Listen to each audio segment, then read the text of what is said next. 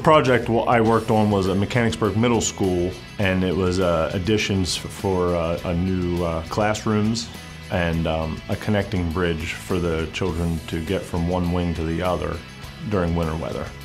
The size of the project wasn't that large. It was very tight conditions, winter, very cold, and then the biggest was the occupied building that we were working on. The challenges we faced were the water freezing and the sand piles freezing and the walls freezing overnight. So it was a real challenge to keep everything above standards.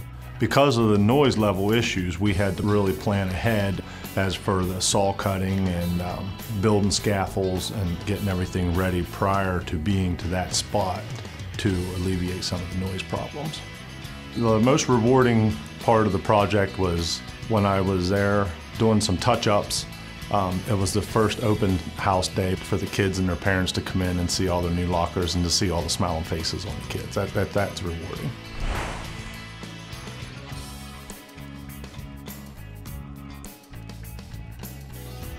We were contracted to renovate the interior of Mount St. Mary's Chapel. It was a early 1900s built building, and we were contracted to renovate it and put new finishes, new floor finishes in, and modify and rework the existing pews, put in handicap ramps and stuff to make the building handicap accessible. Curt Negley was the foreman slash finish carpenter.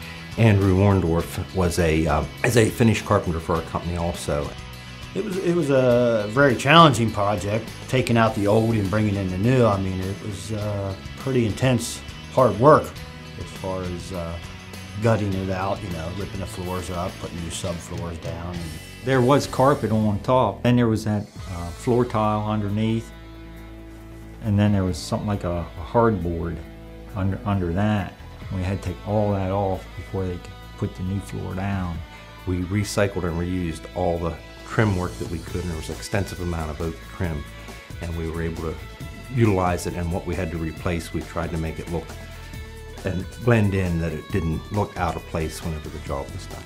The confessionals were a very large unit, made out of all oak. Our goal was to raise it up because it set down in and it wasn't handicap accessible. So we jacked this up and then built a floor and put pipes under it and rolled it off onto the floor. Went back in and rebuilt the floor in its place and then rolled them back into place that they looked like they were never moved. They looked like they were there all along. It was rewarding to stay and watch the whole job progress as it went along. It started out as one thing and ended up being a magnificent piece of workmanship involved in there. It turned out to be a beautiful building.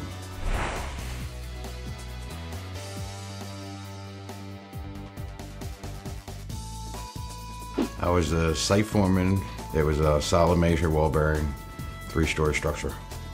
The challenging part of the project is we started on the high elevation and worked down the hill to the 3-story elevation, basically build the building backwards. The reason that you had to do that is the soil conditions. In order to get the masonry started on schedule or close to schedule, they had to start on the high end of the building and work their way down while they were doing the site work on the lower end. Because we started the project, there wasn't even a road into the building. The building sat roughly close to a quarter mile off the road, and there was no road. They were still digging and out to put a road in. Everything worked out really well because I had 2 assistant foremen, Roland Miller and Randy Wildman, that fabulous guys that helped coordinate all the elevations, and everything's worked out perfect. When you come in the front lobby, you're actually looking down a corridor that's all brick piers, but you're looking through a window that goes through the library. Then that window in the library stands 3 stories tall, that you actually look clear through the building and see the fields out back.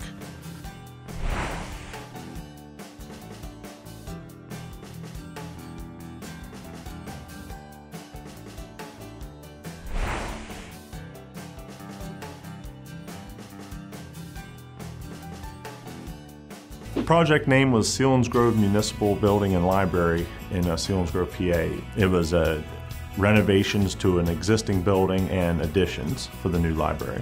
The building site itself was maybe 300 feet by 300 feet, and it was located on the corner of the main street in town and The cross street alongside was the main entrance to Susquehanna University. So it was very, very busy.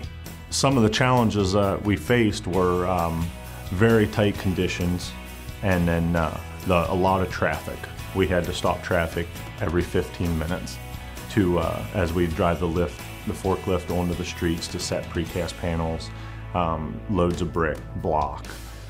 Very challenging for that. Power lines everywhere.